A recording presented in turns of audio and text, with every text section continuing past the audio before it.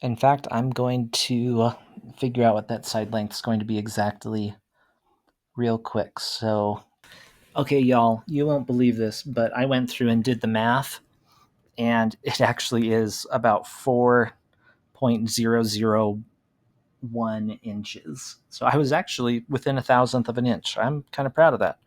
Anyway, so to find this last side length, we would just need to divide by 2. That's guaranteed. We don't need any more information. This allows us to implicitly measure sides. So this one uses all 3 criterion, but not completely. Instead of all angle measures, I only need 1 angle measure.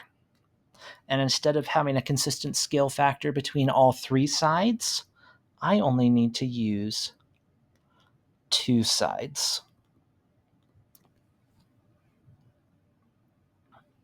Now, these last 2 congruence criterion give us one similarity criterion, which is often the one most used. And that is angle, angle. Now, why is angle, angle sufficient? Why don't I need a side length? It's because I have triangles. So if I have 2 angles, I can figure out the third.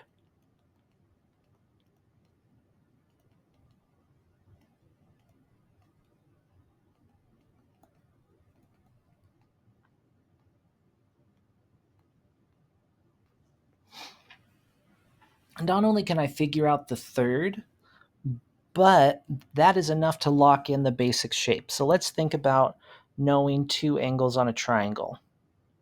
Let's say I know this angle and I know this angle. Once I have a side length, this is locked down. I can't make any other triangle. So once I know one side length, I have to know the other 2 sides. All right, you're going to notice that I just had a hard break in the screen. It's because I didn't like the first way I explained AA similarity, and I decided to redo it. So you'll notice right when the video cut off, I was talking about how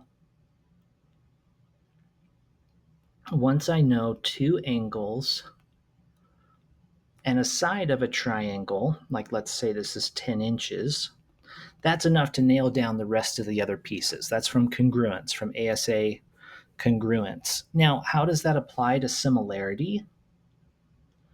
Well, so I'm going to make another copy of this triangle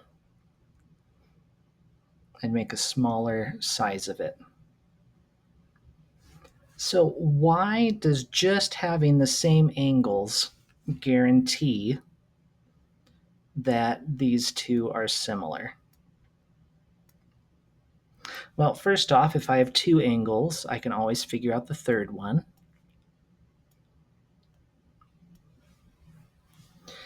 Then additionally, remember one way we define similarity in the visual way, it's where there's some way you can get them to fit over each other.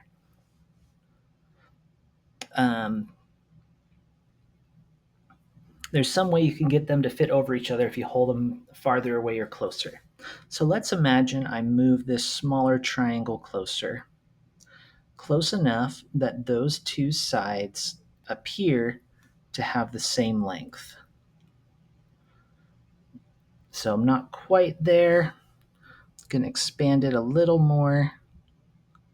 Notice the rest has to line up perfectly because of angle side angle. So if I have 2 angles, I can always, if I have 2 pairs of corresponding angles, if I have 2 triangles with 2 angles matching, I can always scale the other triangle to match the other one. And that's what kind of our visual definition of similarity means. is that I can scale the two shapes to be exactly the same. And two angles are enough for that because I end up with angle side angle congruence when I grow one of the triangles or shrink one of the triangles by an appropriate scale factor.